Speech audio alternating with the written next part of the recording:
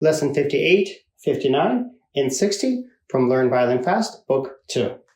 Number 58, Frère Jacques, French folk song. The tricky part here is it's on the G string, and we have some slurs, and there are 8 notes in the second line. So the notes move quicker. We have to change between 8 notes, quarters, and half notes, and there are slurs, and it's on a G string, which is, again, the highest for our bow to reach and the farthest for our left fingers to reach. So G string is trickier, and that's why we're practicing these easy songs continually to try to improve our posture, positions, tone production, and making sure our fingers are in the right place and are playing in tune. One word you'll constantly hear is intonation. Intonation just means that you're playing in tune. And if you recall back to the beginning of the book, that forced vibration, right? When you play 1 on G, open A and open E is ringing. So as you play Frère Jacques and you get to the 1 on G, it'll be a great exercise for you to pause and practice thinking. Ask yourself, do I see the open A vibrate in E? Can I hear those rings? Is there forced vibration? And the same thing for the 1 on D. Open E should be vibrating. So try to get notes in tune with forced vibration. Try to make sure you have good posture, good positions, and that you're producing, most importantly, beautiful tone with playing notes that is in tune. Frère Jacques, number 58. 1, 2, 3, 4.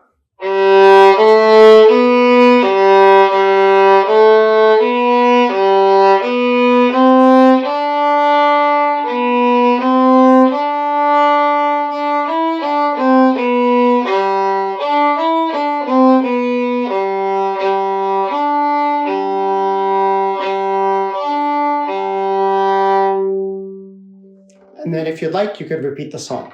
Did you notice how I was very purposeful with my bow distribution? I started in the middle, and then for the slurs, I went to the tip. Then I was in the upper half. With the star, I went to the frog.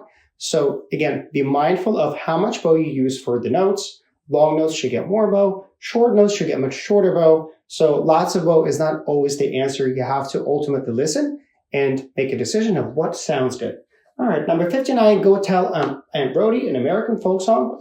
This piece, you'll notice, has only quarters and 8 notes. So for this piece, we're not going to be at the tip or the frog or those extremes at all. We're going to be right in the middle, playing with a détaché or detached bow. Now, détaché doesn't mean separated or like short. It just means that every note gets a bow, and it's right in the middle of the bow. So here's number 59, Go Tell Aunt Rhody. So if you'd like, you can take a moment and make sure you find your notes. Get open E to vibrate. Go Tell Aunt Rhody. Again, we're going through a checklist. I'm not squeezing my wrist. My hand is nice and open. My elbow and my left hand is under the violin. I'm looking left. My head is leaning on the violin. My shoulders are down. My elbows are up. My fingers on my bow hold are curved. They're strong, but they're not squeezing. So every time you begin playing, you should go through this checklist. Just like a pilot goes through a checklist before the takeoff, we should go through a checklist every time when we play the violin. And with practice, that checklist will become so fast that you can do it in a split of a second. And that's the goal, but you only get there by practicing your checklist. Go Tell Aunt Rhody.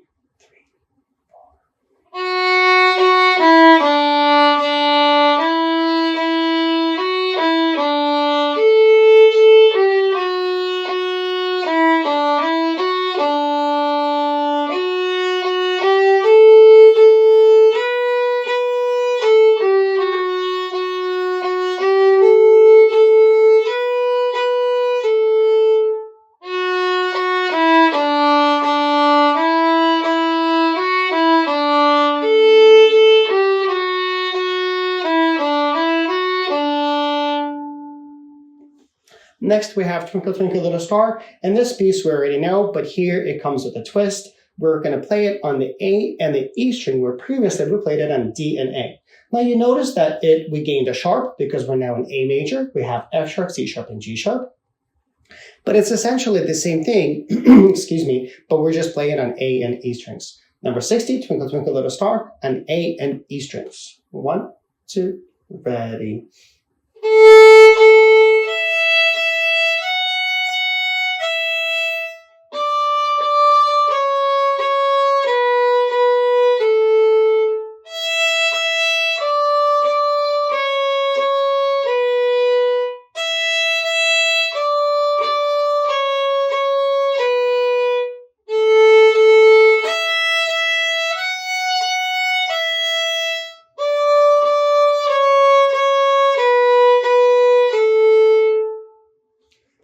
for watching. If you need to review your posture, bow hold, anything, go back to previous videos and in the book, you can read those. But I'll see you in the next video where we'll continue learning and playing more pieces. Thanks for watching.